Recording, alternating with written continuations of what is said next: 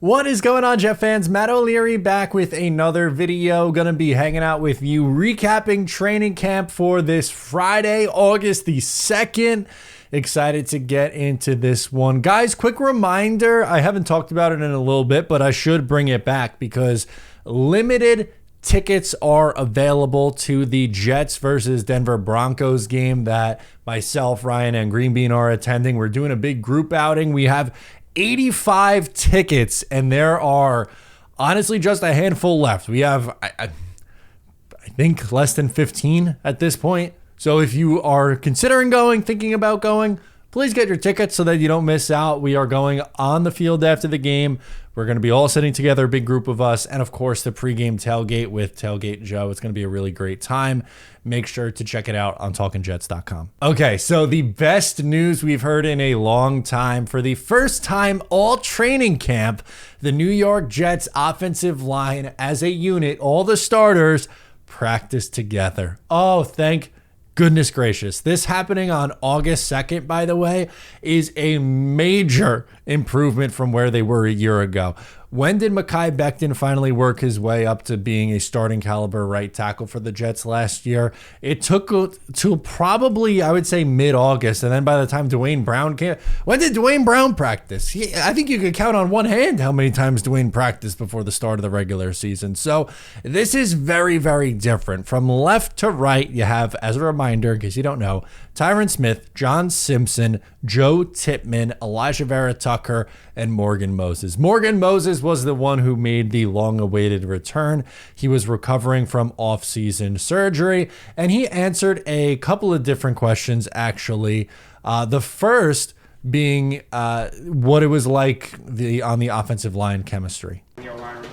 I mean, it's been great, man. Like, you know, obviously I played with AVT as a rookie when he was a rookie, and now to see him flourish and have that veteran mindset and just like him being on the line and him predetermining things before the ball snap. And then obviously, you know, watching Tyron, we've been in the same division for, you know, quite some time when I was in Washington. So being able to see him play and the things that he's done, and we have the same mindset because we were coached by the same offensive line coach majority of our career. So we can relate to things off the field and kind of talk about techniques and things like that. And I think when you have that conversation off the field with guys like that, it's iron sharpened iron, right? Your IQ just always is always rising because you're talking ball on the field and you're talking ball off the field. And you know, he's definitely been a bright spot here. Really good point by Morgan Moses, who points out, and obviously I knew that Morgan Moses was here and played for the New York Jets, but it didn't, like, for whatever reason, it didn't click until I rewatched the video that Morgan Moses was here for Elijah Vera Tucker's first year, his rookie year at left guard, and now is returning, and this is a very big fourth season coming for Elijah Vera Tucker as he tries to, number one, stay healthy, but move back to the position of guard. And again, I am very excited for Elijah Vera Tucker. I think assuming health, which both injuries that he had in the last 2 years that he suffered on the road in Denver, freak injuries. An Achilles pop could happen at any single time. And then he tore his tricep. Like, those are very unrelated injuries. So I'm excited for him to get back out on the football field. And I think he's going to be very good at guard. He also talked about the importance of getting these practices under their belt. Chemistry and so forth. It's very important, right? Because like offensive line is like the one group besides the quarterbacks, right, that never come off the field, right? And like, you know, it's good for us as well too, because you got quality reps that Olu's gotten with the first reps, the first guys. Max has done an amazing job. Carter's done an amazing job, and that's just polishing up the offensive line, right? Because you never know. You know, we play a sport every day that we're crashing into each other on the front seven. So, you know, to have those guys get quality reps throughout the training camp, you know, throughout the preseason is definitely good for everybody. But obviously having the starting five intact today is you know, it's definitely great, man, just to be able to work together, have the same mindset, see the game together as one unit. So it's definitely great for us. Good news, Jet fans. Aaron Rodgers and the offense was cooking, baby. They had 2 touchdowns, the first team offense, one to Garrett Wilson on an absolute bomb. It was busted coverage, but still, I will sign up for the slow-mo Aaron Rodgers to Garrett Wilson bomb throws. Please give me that all the time. He also hit Tyler Conklin. Antoine Staley, who covers the New York Jets, had Aaron Rodgers 12 of 13 passing for 2 touchdowns. Oh, what a time.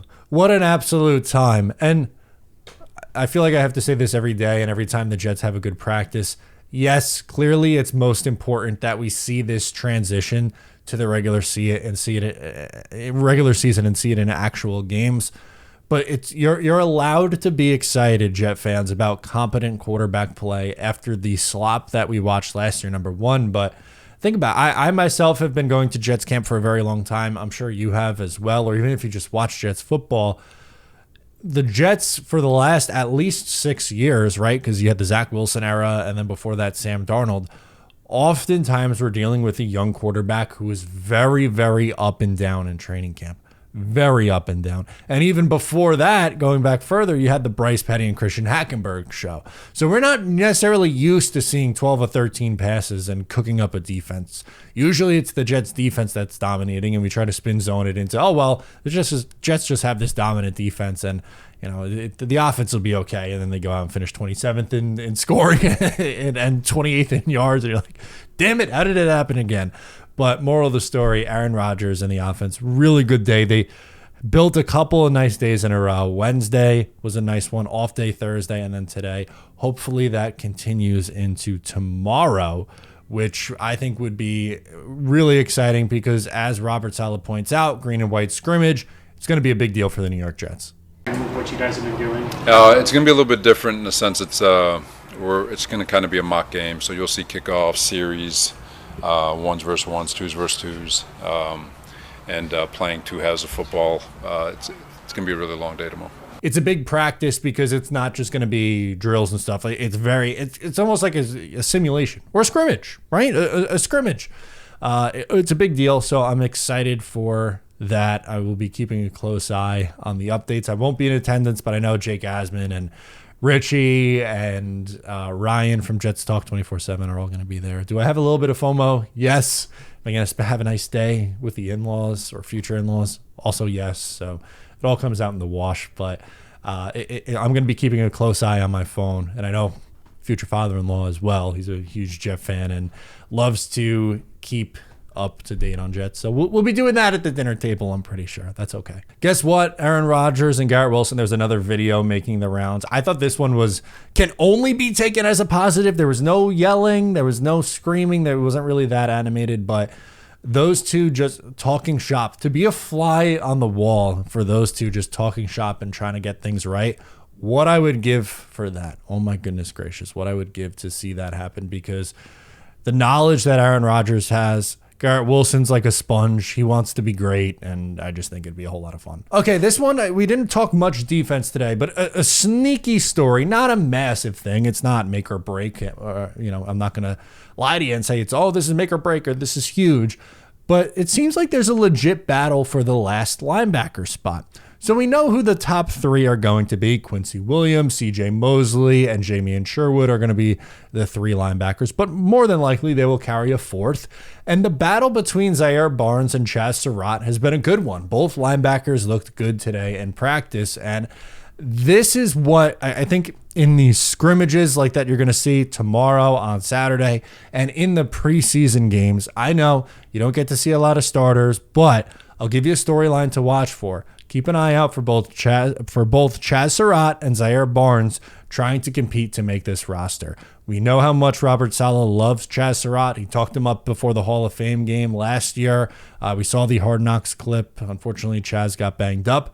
Zaire Barnes was a rookie from last year, so he's going into his 2nd season. We'll see his development. We didn't hear much from him last year. Same with Bernard Converse as well last year, but maybe bigger things and better things for them in year 2. So keep a close eye on that. Guys, that'll do it for me in this one. Thank you so much for tuning in. Once again, I'm Matt O'Leary. Catch you guys next time.